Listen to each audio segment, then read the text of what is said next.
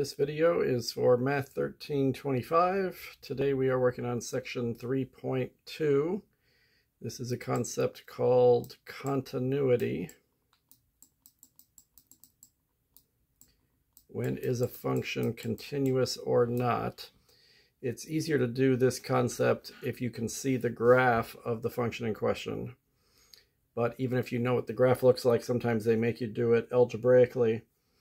Or in cases where maybe the graph's too complicated to draw, or you have never seen one like that before, then the algebraic way is definitely better at that point. The idea behind it, though, is if you take any polynomial, all polynomials are smooth, continuous graphs. They travel forever to the left and forever to the right. And if you sketch the graph yourself after it's drawn, if you sketch it again with your pencil, you never have to pick your pencil up to stay on the curve. That's the idea of continuous. Continuous is that you never stop drawing it. All polynomials are continuous everywhere.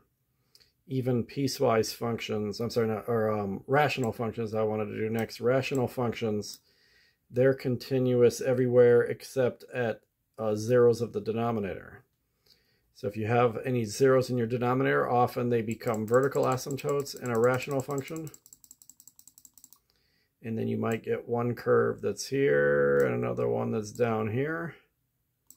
But except for that vertical asymptote spot, it's continuous everywhere else. Or if a zero of a denominator, it might cause a hole in the graph if it cancels with the numerator. But even if you have a hole in your graph in a rational function, it's not continuous there, because if you were tracing it with your pencil, you'd have to stop for a second, lift it up, and then put it on the other side of that circle and keep going. So any vertical asymptote, any hole in a graph, those are going to cause discontinuity spots. The other major type that's very common are piecewise functions, where you get maybe an open circle that's horizontal this way, and then above or below it there's a closed circle that's going the other way. And if these two circles are separated from each other, then it's discontinuous at that spot. Sometimes the closed circle lands on top of the open one, and it connects everything up. That would be continuous then. So that can happen too. And so any spots of the domain of a piecewise function where there's breaks in it, those are possible spots that could be discontinuous. The algebraic way of checking for continuous is the following. It's called the continuity checklist. Continuity checklist. A few problems actually ask you about this. There's three things on this list. All three of them have to be true for it to be continuous. If any one of them is false, or if two of them are false, or if all three of them are false, then it's not continuous. Number one, the limit must exist. The limit exists. Because remember, when we don't get a limit answer, we say it does not exist.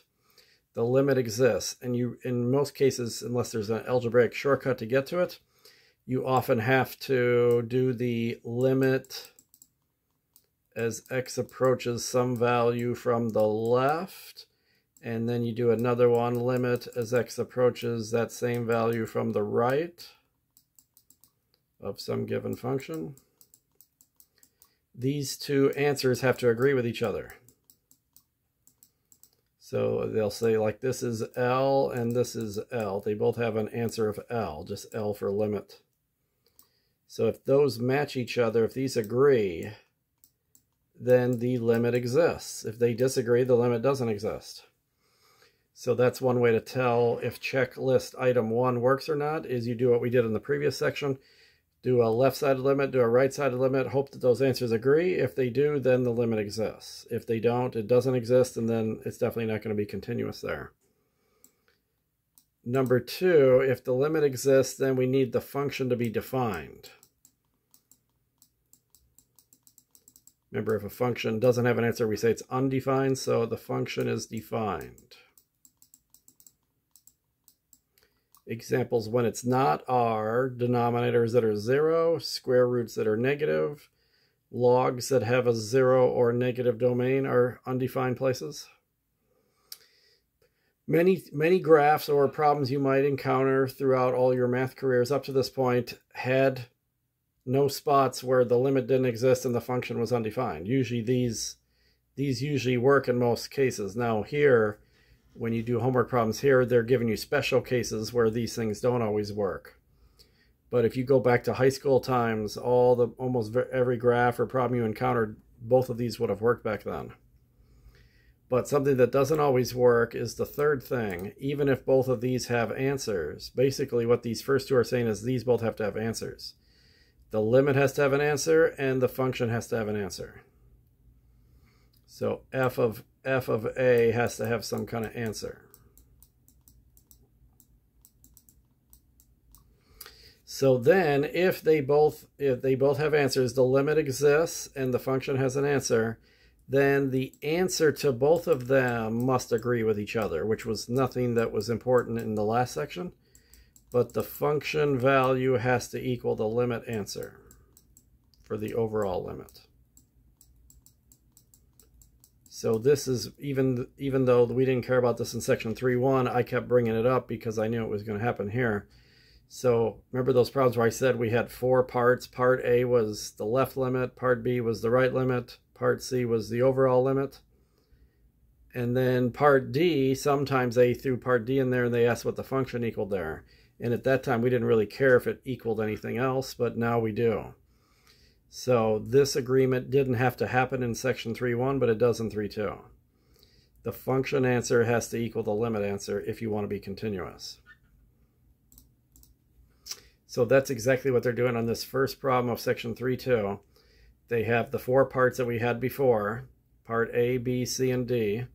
Find the left side of the limit, find the right side of the limit, find the overall limit, and find f of a, if it exists. And then there's a part E that section 3.1 never had, is identify conditions for the continuity that are not met. In other words, those 3 items on the checklist. So if be sure to note when the limit doesn't exist. Okay, so find all values x equals a where the function is discontinuous. Since there's a graph given to me, I can check that more easily from the graph than from the checklist. But from the graph, I would be drawing this left or right. And right here, there's a break in the graph. This is a piecewise function.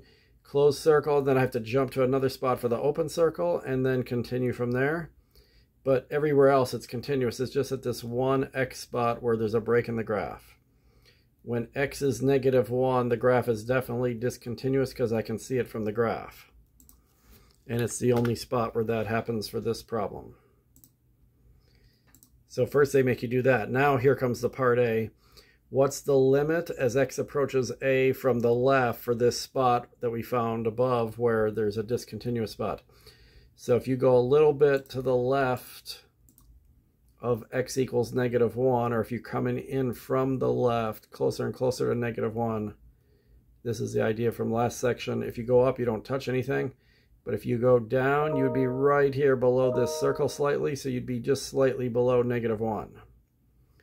The left-sided limit is -1. Then come in from the right, or go a little bit to the right of -1. And if you go down, now you don't touch anything. But if you go up, you would touch right below that circle, which is slightly below 1, 2, 3. So like 2.9999. So that's close enough to say 3. So the left-sided limit was -1, the right-sided limit was 3. Since those two disagree with each other, the limit does not exist. And checklist item 1 just failed. And if all you cared about is yes or no, is it continuous at this spot? The answer is no. Checklist item 1 failed, the limit didn't exist. So technically checklist item 2 and 3 don't really matter if that's all you care about. Now, because you're learning this for the first time, they'll often make you still answer those 2 even when one of them failed already. But we're going to continue on then. F of -1 may or may not have an answer. It actually does have an answer because there's a closed circle exactly when x is -1, exactly at y of -1. So the function value does have an answer, even though the limit didn't have an answer. Checklist item 2 worked. And then anytime checklist item 1 or 2 fail, then in essence 3 fails, because checklist item 3 is saying that they both have answers and agree with each other. So if either one doesn't have an answer, there's definitely no agreement. The limit didn't have an answer. The function did have an answer of -1, but -1's not equal to no answer. So if they asked you which checklist items failed here, you could say 1 and 3 failed. But again, once 1 fails, it is a little pointless to check the other 2, because all 3 of them have to work to say yes. They just make you do it sometimes so that you understand all the definitions. So which conditions for continuity are not met? F of -1 is not defined. See, they're doing this a little more specifically. This is kind of the third condition, that F of -1 is not defined and the limit doesn't exist. So they're saying if both of them failed, then you would check A, but they didn't both fail for our example.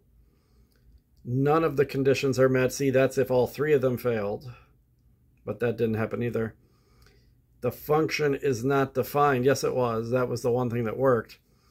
The limit did not exist. So that it's out of order from our checklist, but the checklist item 1 is the one that definitely failed.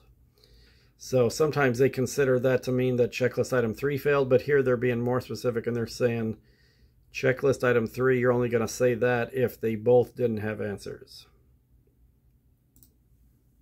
Because sometimes when you go down the checklist, sometimes item 1 worked, there's a limit, and then item 2 worked, and there's a function value, but then sometimes those 2 disagree with each other. And that's really when checklist item 3 fails. Okay, same kind of problem. I got another piecewise function over here. Now notice at the first closed circle, there was probably an open circle there too, but the closed circle landed on top of the open circle. So this diagonal piece landed on top of this horizontal piece. So that's actually continuous there because the closed circle takes precedent. But this closed circle could have been above or below that horizontal piece, and then it would have been discontinuous there. So our first possible discontinuous spot actually is continuous because the closed circle landed on top of the open, connecting it up. So if I'm drawing this left or right, I wouldn't have to pick my pencil up until I get to this open circle. And then you would pick a pencil up and keep going after that. And it continues forever to the left, continues forever to the right. So only this one spot is discontinuous. And in fact, it really wouldn't matter if there was a closed circle up here or not. It's still going to be discontinuous there. Sometimes you just have a hole in the graph and there's nothing above or below it. So that's not going to affect discontinuous. It's definitely discontinuous when x is 1 because of the hole in the graph. Okay, so that's weird. They're doing this one next. Okay, I guess they'll throw these at you out of order sometimes, but normally that's the 4th thing you do, but they're making us do it first. F of A has an answer. Exactly when x is 1, the y is exactly right there at 1, 2, 3, 4, 5, 6. So f of 1 equals 6 exactly. Checklist item 2 worked. The function is defined at x equals 1, even though there's also a hole in the graph at that location. So then to figure out if the limit exists, we have to do the left and right-sided limits and see if they agree. So coming in from the left until you get close to +1, right there at 0.99999, you would go down and you would touch right there on the left of that circle, which is exactly at -1. So the left-sided limit, it's not just close to -1, it actually equals -1 exactly. Usually it's just close to it, but here it equaled it exactly. Coming in from the right, when you get close to +1, like 1.0001, you would have to go down, and then you'd be coming out of this circle on the right, upper right of that circle. So that would put you slightly above -1, but again, it can be arbitrarily close to -1. So the right-sided limit is -1. And this time, both the left and right-sided limits agreed with each other, so the overall limit exists and is -1. So checklist item 1 just worked. So our limit did exist because the left and right-sided limits agreed with each other. The function was defined because there was a closed circle at the spot. But checklist item 3 fails because -1 is the limit answer, but +6 was the function answer. Those two did not agree with each other. And you can clearly see from the graph it is discontinuous at that spot. You had to pick your pencil up to keep going. But checklist item 1 worked, checklist item 2 worked. It's checklist item 3 that's failing here.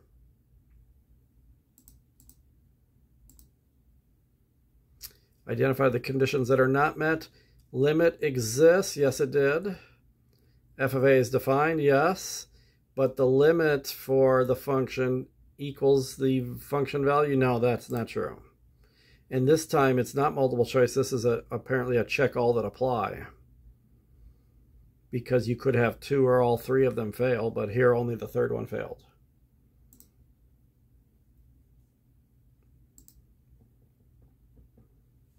Okay, so if you get a polynomial, it's continuous everywhere automatically.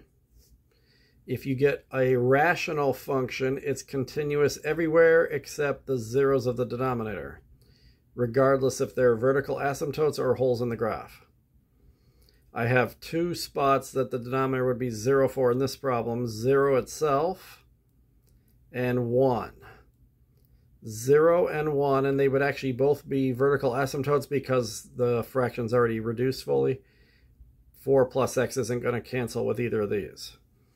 So both of these are vertical asymptotes. The graph doesn't exist at a vertical asymptote. F of A is going to be undefined at both of those spots. The limit might exist at either one or both of them, but the function value definitely doesn't exist. It's undefined. So they're definitely discontinuous at those 2 spots, regardless of whether the first or third checklist item works. And the checklist item 3 can never work if 1 or 2 already fails. So if the limit doesn't exist or the function's undefined, the third one's never going to work. So they may go out of their way to make us check if the limit exists or not, and if so, we'll do that, but technically it doesn't matter at this point, because we know it's definitely discontinuous at these 2 spots. The function is discontinuous at a single value? No, it's 2 values, 0 and 1. And see how they're going to force me to do this. The limits of both do not exist, and they're not infinities, or they do have limits. So that's why there's so many choices here. There's a choice for the function is continuous everywhere. That's definitely not true. Okay, so this would be a case of if we could see the graph, what's happening there. Or we can just plug in, we could use the table method and get real close to 0 and 1. So our function is 4 plus x. And then the denominator is x times x minus 1. So this is 0 at 0 itself. And this part is 0 when x is 1. And since neither of these cancel with the numerator, they're both vertical asymptotes. So there's a vertical asymptote at 0 itself, which is the y-axis, and another one at 1. And if you distributed this in here, you would get an x squared in the denominator, and that would be a degree of 2. The numerator has a degree of 1. So the denominator definitely has a bigger degree. That makes it automatically y equals 0 for the horizontal asymptote. I can't get a y-intercept because nothing exists there. But say you plugged in -1 for x. 4 plus -1 would make the numerator 3. And then you would get a -1 here, and -1 minus 1 is -2. -2 times -1 is +2. So the function value is 3/2 when x is -1, which would be about here. So you're never going to cross over a vertical asymptote, and you often do not cross horizontal. Sometimes you do early on, but we could plug more points in to see if that's happening, but most likely this is going to go like this. So the limit as x approaches 0 from the left is positive infinity, literally. So when they say the limit doesn't exist and it's not infinity or negative infinity, that's when you have disagreement. So if I do limit as x approaches 0 from the right, and I also get infinity for that, then you technically don't say that it doesn't exist, even though infinity kind of makes it not exist. But if, say, the inside part here, say the graph is, sometimes you get like a upside down parabola shape right here. So then this side would be going down to negative infinity. If this is negative infinity here, then the limit doesn't exist here for sure. But if this one is up here, and maybe it's like this, or sometimes you get what looks like a cubic graph in the middle of the function, or between these asymptotes, then it can be where they're agreeing with each other that they're both infinity. So again, a good way maybe to try it is plug in something really close to 0, like 0.0001. If I did in the denominator 0.0001 times 0.0001 minus 1, that's negative 0.9999, so it's really close to negative 1 from doing that. 0.001 minus 1. Oh, no, wait, I didn't finish yet. So then you have to do the numerator too. I knew that, something didn't seem right with that. Put 0.001 here, so it would be 4 divided by this. 4.001 divided by this. 4.0001 divided by 0.9999 negative. So if I plug in 0.0001, the answer is negative 4.0, but e negative 4 means that you move the decimal over 4 times. So that's saying that the answer is really close to 0. So that didn't really help me to figure out. It's like it's really close to here. So it could be something where it's coming in like this and turning around and going back up again.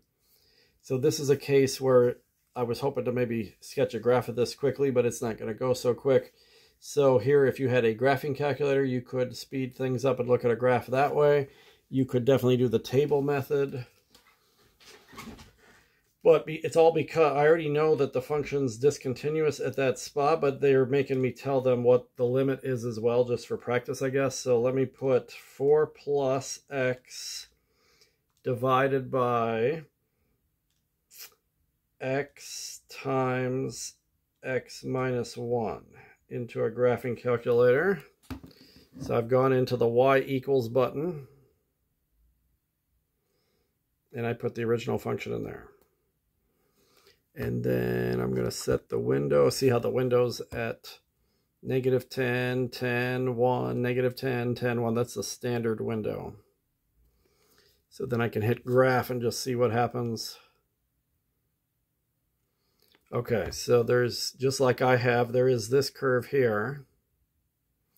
And there's apparently another one over here, which I could have found by plugging in like 1.1 or something like that, or 2.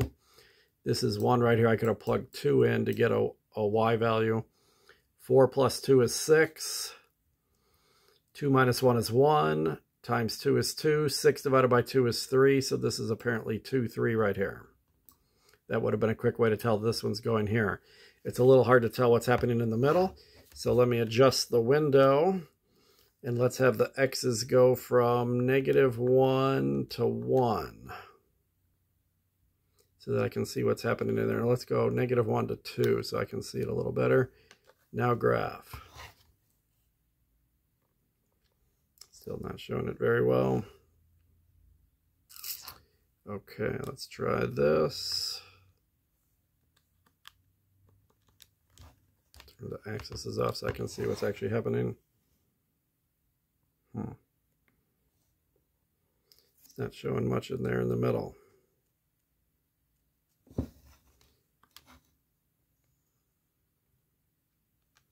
So it may be a case where I'm just going to have to plug. Oh, there it is. Oh, it's way down there. Okay. So It's apparently way down here somehow, although I got a value really close to 0 right there. Although it was on the negative side actually here. So, but it's down here. That's the important thing, is just because of this problem asking me about the limit. See, the limit's not going to exist because this is negative infinity right here. The left-sided limit is positive infinity. The right-sided limit is negative infinity when you're close to 0. So that those don't agree. It's definitely that the limit does not exist. The limit does not exist, and it's not infinity either. So checklist item 1 failed around 0, and obviously f of 0 is undefined because that's an asymptote. Checklist item 2 failed. If 1 and or 2 fail, then checklist item 3 fails as well. So really all 3 checklist items failed at 0. And the exact same thing happens at 1 because this is going down to negative infinity and this one's going up to positive infinity. So it's exactly the same issue there. And this is typical when you have 2 asymptotes. If this curve is up here, and then if this side is also in the upper half, then you usually get an upside down one down here. If sometimes this one on the left side is up and the one on the right side is down, and then you'll get some kind of cubic shape in the middle is what happens when that occurs. So there are 2 values where the graph is definitely discontinuous, 0 and 1. The limits for both values do not exist, and they're not infinity or negative infinity. So it should be this one here, 0, 1. Choice C. The function is discontinuous at 2 values, and the limits for both of them do not exist. Or it could have been that the smaller limit equaled something and the upper limit didn't, or vice versa. That could have happened, which is why they have so many choices here. So that was a case where if you could see a graph, it was a little easier to tell that. You could have also used the table method and gotten real close to 0 and 1 if you wanted. Here's one where we hopefully know what this graph looks like a little more easily than this one. But number 4, this is one we dealt with previously. Whenever you have x squared minus 9 over x minus 3, the numerator is going to factor into x plus 3 and x minus 3 difference of squares. So that's going to cancel the x minus 3 of the denominator. So it's not a vertical asymptote, but it is a hole in the graph. So the function is still undefined at 3. F of 3 is undefined because it makes the original function 0 in the denominator. And therefore, it can't be continuous there because checklist item 2 just failed. But checklist item 1 might still work. And checklist item 3 really doesn't work anytime 1 or 2 fail. So you basically get y equals a line, x plus 3. That's a y-intercept of 3. It's got a slope of 1. So if you go up 1 over 1, up 1 over 1, until you get to when x is 3, instead of having a vertical asymptote there, you get a hole in the graph. But it's just a line other than that. But it is discontinuous because you have to stop for a second, pick up your pencil, and then keep drawing on the other side. It is discontinuous at 3 because f of 3 is undefined for sure. But the limit actually would exist because if you're a little to the left of 3, you're going to hit that circle slightly below it, which will be slightly below 6. A little bit to the right of 3, you're going to be on that upper right side of that circle, which is a little bit above 6. So the limit as x approaches 3 is 6 because the left-sided limit is 6 and the right-sided limit is 6. They agree with each other. And remember in our last section when we did algebraic techniques, one technique is to cancel these out and then you can just plug the 3 in. You're plugging into a new equivalent function g of x. G of 3 would be 6, so that turns out to be the limit answer. So the limit answer is 6. Checklist item 1 works, but f of 3 is undefined. Checklist item 2 doesn't work. So this graph is only discontinuous at 3, and it's because checklist item 2 failed. It's discontinuous at a single value, 3, but the limit equals 6 at that spot, so there's no issue with the limit there. So that's another kind we've seen similar before. Okay, here's a very easy one. This is a polynomial. 5x squared plus 6x minus 1, that's a polynomial. Polynomials are smooth and continuous everywhere. They have no issues in there. They don't have a domain, so, I mean, they don't have a denominator other than 1, so no issues in the domain. So that it's never going to be undefined, and it just turns out polynomials are just smooth curves. You never have to pick your pencil up when you draw one. And at any given spot, the function's going to exist there, and the limit will agree with it just because it's not broken apart in any way. So if you get any kind of polynomial, you can just immediately find one of all these 10 choices they have here. There's one choice hiding away at the bottom that always says f is continuous for all values of x.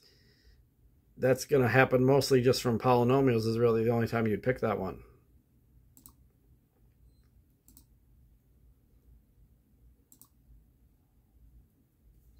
Okay, square roots, they are continuous over their entire domain, but they don't have an infinite domain is the problem. Square roots have to be 0 or positive inside the radical, otherwise they're undefined. They're really imaginary when they're negative. So the way you check for a domain of a square root function is you take the inside of the square root and you set it to greater than or equal to 0, because that's when you get answers out. If the inside stuff is 0, the square root of 0 is 0. If the inside stuff is positive, the square root of a positive number works. But if the inside stuff is negative, then it's undefined or imaginary, which doesn't show up on a graph. So then we can just solve this inequality, and you'll actually get an interval of spots that are good. If x is greater than or equal to 5/2, then you'll get answers. You'll get answers that's the domain. Anything greater than or equal to 5/2 is the domain, and in all of those x values, you'll get some kind of y answer. So in interval notation, from 5/2 to infinity, the domain exists, and you just get a square root like function like this. The graph is continuous from 5/2 all the way to infinity. The graph doesn't even exist anywhere to the left of that. It's just undefined in all those spots. So if the graph doesn't exist, you can't do a limit, you can't do a function answer. It's definitely discontinuous everywhere to the left of that spot. So instead of saying where is it discontinuous, because it's an infinite number of places it's discontinuous, here it says what's the interval over which the function is continuous. In other words, where does the graph exist? Type your answer in interval notation. So all you have to do, this is really the same thing as in algebra, what's the domain of a square root? And in this one, it's from 5/2 all the way to infinity. So the domain of a square root function is also the place where it's continuous. And it doesn't have any issues other than it doesn't go to the left of that spot. It only goes to the right. Okay, then next up are these piecewise functions. So most of the time the pieces they have you work with are linear or horizontal or quadratic. Those on their own are continuous everywhere because they're polynomials. So -1 is just a horizontal line, and x squared minus 2 is just a parabola, but they're both continuous everywhere on their own. So the only way this thing's going to be discontinuous is at the break in the domain here. So at -3 it could be discontinuous, and or at +1 it could be. Or maybe only at 1, or maybe at neither. Because the way the graph goes is these -1s, they're horizontal lines. So there should be a horizontal line at -1 going to the left of -3, like this. And it would be an open circle because there's no line under that domain part right there. And then there would be another open circle going to the right at -1, starting when x is +1 right there. potentially an open circle like that. Or if the closed circle coming from this spot, if that parabola lands right on top of that, then it's closed. So then notice there's no open circle there. And that's what 2 of the choices are showing. And this graph C is definitely wrong because there's definitely not going to be a closed circle there. That's open. The closed circle should be here because of the line right there under the -3 for the quadratic. So in terms of open and closed circles, graph A is definitely possible because there would definitely be an open circle here with no line under it. And you go to the left of -3 with a horizontal line. Then you have a parabola x squared minus 2. That's just a basic parabola function shifted down 2 units. Normally you would draw the entire thing normally, but you're only drawing it between -3 and +1. And there would have been a closed circle here and a closed circle right there if that was the whole graph. And then the horizontal line goes to the right of 1 at a y value of -1. And if these 2 spots connect up, then it's continuous there. And a way to tell that, we did one of these last section where you plug in -3. If I plug -3 in for x, that would be 9. 9 minus 2 is 7. So the function equals 7 when x is -3 in this parabola, which is why this closed circle's up here at 7. But at -3 on this graph, you're always at -1. So at x equals -3, the horizontal's at -1, but the parabola is up there at 7. So since those 2 answers disagree with each other, that's why it's discontinuous there. Then if you plug 1 in here, you always get -1. If you plug 1 into this, do you also get -1? 1 squared is 1. 1 minus 2 is -1. So they actually do connect up right there at that spot. So if you were drawing this left to right, you would come horizontally across, open circle, pick up your pencil, closed circle, but then you would never have to pick your pencil up again. So it's continuous everywhere else. If this horizontal line was higher or lower than where it is, then you would have 2 discontinuous spots. But because it landed right on top of the parabola, then it connected up. And there's no reason why there would be a vertical line connecting this up, because this is a function, g of x. If they put the function notation g of x or f of x, that guarantees you have a function. You can't call something g of x if it's not a function. This is definitely not a function because it would violate the vertical line test. So there's no way there'd be a vertical line here. And then if this curve lands on top of this horizontal, there wouldn't be an open circle there anymore. So this graph, B, is really messed up. So this is definitely A. And this is where if you know what the graph looks like ahead of time, it can help do this down here at the bottom, because it's much easier to see discontinuous from a graph than doing the algebraic checklist. So I'm only discontinuous at -3. At +1, it connected up. And then these are all polynomials, so only at -3 and +1, they were the only 2 possible spots I could have had discontinuous spots. So graph the function, we did that. Find all x's where it's discontinuous. It's only discontinuous at -3. And then find the limit from the left and the right where it's discontinuous, okay? So limit from the left, you would have to go down to -1. The left-sided limit's -1, but from the right, it's up here at 7. The left-sided limit is -1. The right-sided limit is 7. Because they disagree, the limit doesn't exist. Checklist item 1 failed at that point. But checklist item 2 worked. F of -3 equals exactly 7 because of the closed circle there. So checklist item 2 actually worked. That would have been the way to do it algebraically if you didn't know what the graph looked like. Okay, now we have a piecewise function where we have a linear piece here and a quadratic piece is the other one. There are only 2 pieces this time. The only spot in question where we could even possibly be discontinuous is 0. It's either discontinuous only at 0 or it's never discontinuous, because these are polynomials. On their own, they're continuous everywhere. So the 5x plus 7, that's going to have a closed circle at the end of it, and it's going to go to the left only. So the parabola, does it connect up to it? Really, what's happening here, you can pretty much eliminate graph A and B, because if they do connect up, there would not be an open circle there anymore. In fact, the line's going to have a closed circle at that spot, so there's no way there can be an open circle there.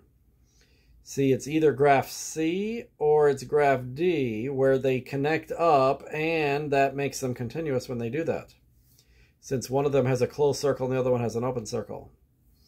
If I plug 0 into the first one, 5 times 0 is 0. 0 plus 7 is 7. If I plug 0 into the second one, the x parts disappear, and I literally just get 7. So they do connect up with each other. And it's the line that's going to the left. The parabola is supposed to be going to the right. The line goes to the left, and the parabola goes to the right. This is graph D. So what happened was the line had a closed circle right at 7, right at x or y equals 7. That was the y-intercept. The line goes to the left only because of the less than or equal to.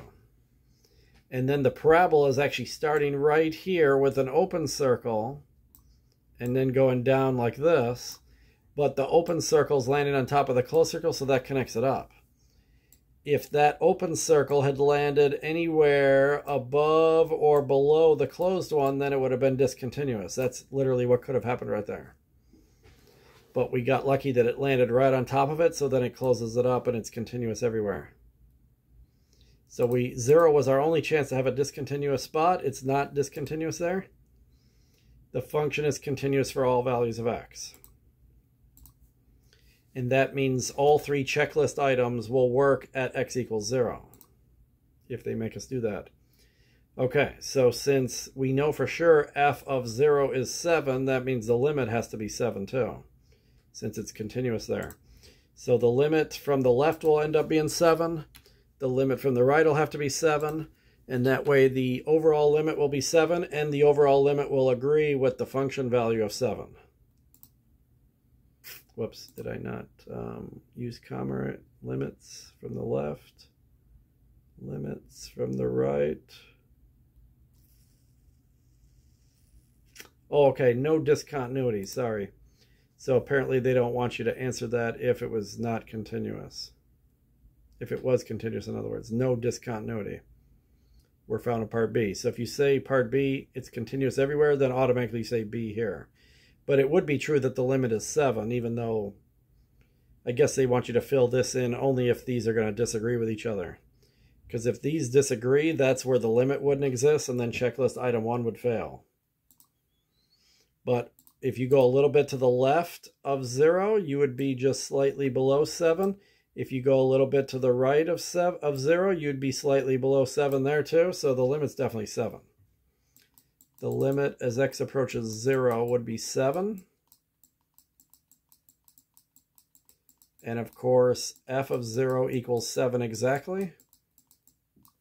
That you would get by plugging it into the line. And then since these agree with each other, then checklist item 3 will work. So you would actually plug the 0 into the top function only because of this line here. 5 times 0 is 0, plus 7 is 7. F of 0 equals 7 exactly. So the left side of the limit would be 7, the right side of the limit is 7, the overall limit would be 7, and the function value is 7. When all 4 of them agree with each other, that's when you're continuous. Okay, so on 9 we have a rational function, and it could possibly, well, it's definitely discontinuous at 3, because it's either a hole in the graph or it's a vertical asymptote. So 3 would be a discontinuous place on its own from this rational function. But then when x equals 3, there could be a value that what can happen on a case like this is you could have a rational function If it has a vertical asymptote, then nothing's going to happen there ever, but you could end up having a line like we had before that has a hole in it. This is what would happen if I can factor the numerator and cancel it with the denominator.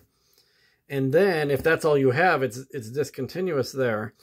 Or if that second piece is just a closed circle somewhere above or below it, then you're discontinuous. But if that hole gets filled in with a closed circle, then it can be continuous.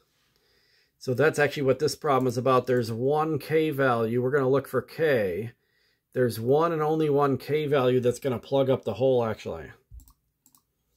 So the rational function, normally if you just have a rational function, you wouldn't have a chance to fill the hole in.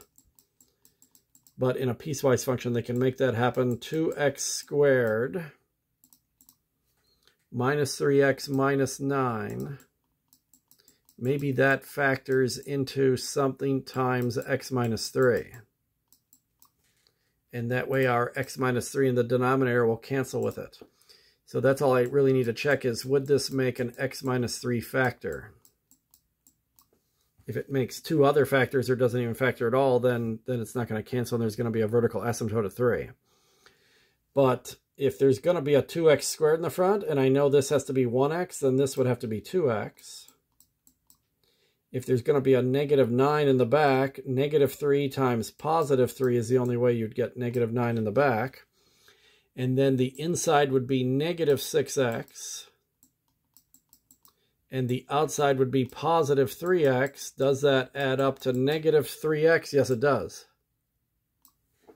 So therefore, the top does factor, and it factors into something that allows me to cancel it with the bottom. So there definitely is a hole at x equals 3, and it's just a line after that. It's the line y equals 2x plus 3. So this is not the best graph of it. It's got a y-intercept of 3, and then you'd go up 2 over 1, up 2 over 1, up 2 over 1. That's where the hole would be.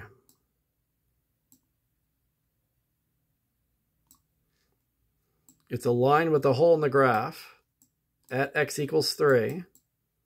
And if you plug 3 into this simplified version, that's what the limit value would be. 2 times 3 is 6, plus 3 is 9. So this is occurring at 9. At x equals 3, the y is 9. That's where the hole in the graph is.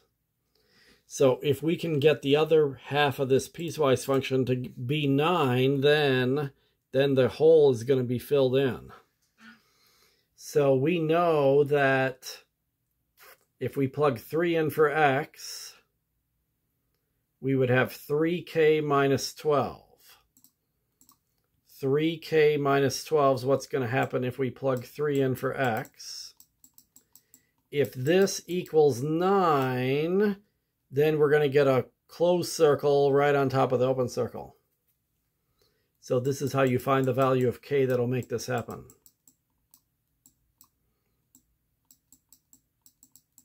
(21 divided by 3 is 7. If k is 7, and only if it's 7, then there'll be a hole right there. There'll be a closed circle right on top of the open circle. If k is any other value, the closed circle will be above or below the open circle, which can happen in a piecewise function where you have a graph with a hole in it and keep going, and then there can be a closed circle above or below it somewhere. We saw one of those earlier.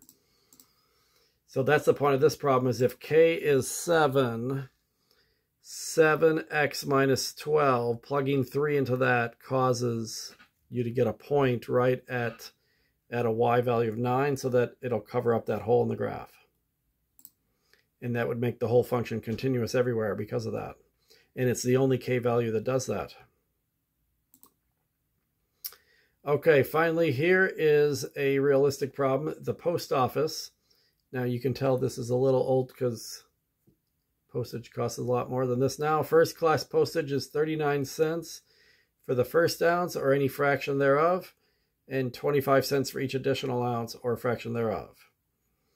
So C of x is the cost of a postage for a letter weighing x ounces. And they want me to do limits left and right of 3. Okay, so this is another type of piecewise function This is called a step function.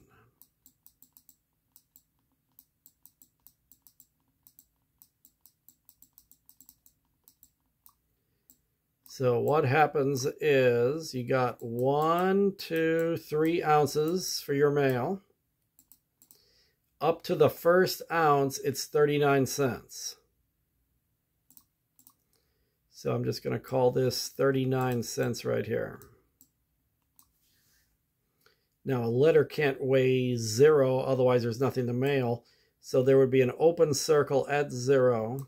There would be a closed circle at 1. If your letter weighs exactly 1 ounce, they charge you 39 cents. If it weighs less than 1 ounce down to 0, they charge you 39 cents. So you get a horizontal line between 0 and 1 at 39 cents.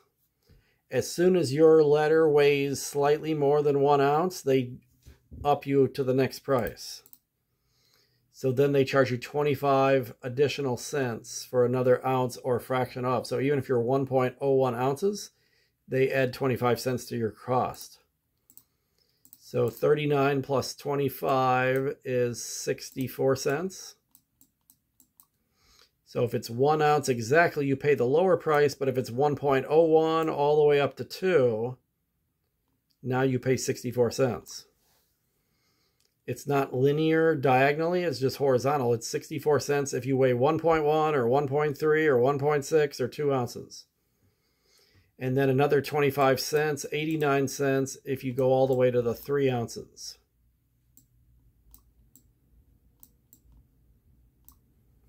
So they want to, and then we could even do another one at 4 ounces. It would be another 25 cents higher. I guess we're going to need that because they want me to do left and right-sided limits around 3. So 89 cents plus another 25 cents would be 11, 14, $1.14. So the left-sided limit at 3 would be like 2.99999. You would touch right there, and that's exactly at 89 cents. But the right-sided limit, you're going to fly right past that and go all the way up here. $1.14. The left-sided limit is, at 3 ounces is 89 cents. That's how much it would cost. So if you keep your letter to just slightly less than 3 ounces, it costs you 89 cents. If you're a little bit slightly over 3, even just slightly over, then they charge you the next step up, $1.14. Because those two disagree with each other, the limit doesn't exist at 3. But f of 3 does exist. If your letter exactly costs or weighs exactly 3 ounces, they charge you 89 cents. So checklist item 1 failed because the left-sided limit disagreed with the right-sided limit. So there was no overall limit. But the function existed exactly at 3, 89 cents. So checklist item 1 failed, checklist item 2 succeeded. And then technically checklist item 3 fails if 1 or 2 fail. The overall limit does not exist. But if you have exactly 3 ounces in your mail, they'll charge you 89 cents. F of 3 exists, C of 3 in this case. Find all values on the interval between 0 and 4, so not including 0, not including 4, where the function is discontinuous. This you can see from the graph. We're discontinuous right here, and right here, and right there, and we don't care about 0 or 4, even though those would be 2 other spots too. So basically, every time you have another ounce, it's discontinuous. X equals 1, it jumps up. X equals 2, it jumps up. And X equals 3, the price jumps up. So exactly X's of 1, 2, and 3, those are the discontinuous spots. And they're discontinuous because the limits don't exist at those spots, not because the functions actually are defined at all 3 of those spots. Okay, so, oh wait, continue. I thought we were done. Okay, so now here's the graph, but I already drew it. So the price does not go down the more you put in your mail, so it's definitely not graph A or C. And you don't have closed circles at the beginning and open, it's the other way around. So open circle all the way till 1 at 30, was it 39? Yeah, 39 cents. So that's why it looks like we're almost at 0.4. And then you had 25 cents up to 64 cents, so a little bit above 0.6. Add 25 cents, now you're up to 89, which is halfway between 0.8 and 1. And then $1.14 would be the next one. And you can't have a letter weighing 0, or they're not going to mail an invisible letter. So that's why if your letter weighs 0, there's no charge, because they're not going to mail emptiness. So this would be wrong to say we're going to charge you 39 cents if you don't give me a letter that weighs anything. Who would pay money for nothing? So that's why graph B doesn't make sense. So D, step function going up. Each time you hit the next integer ounces, then it jumps up to the next one. But if you're at 1 exactly, you pay the lower price. If you go slightly over 1, now you're up to the higher price. Okay, so now I got 100% on section 3.2. We'll save this. And assignments. 2.1 through 2.5 and 3.1 and 3.2, that's what the first test covers.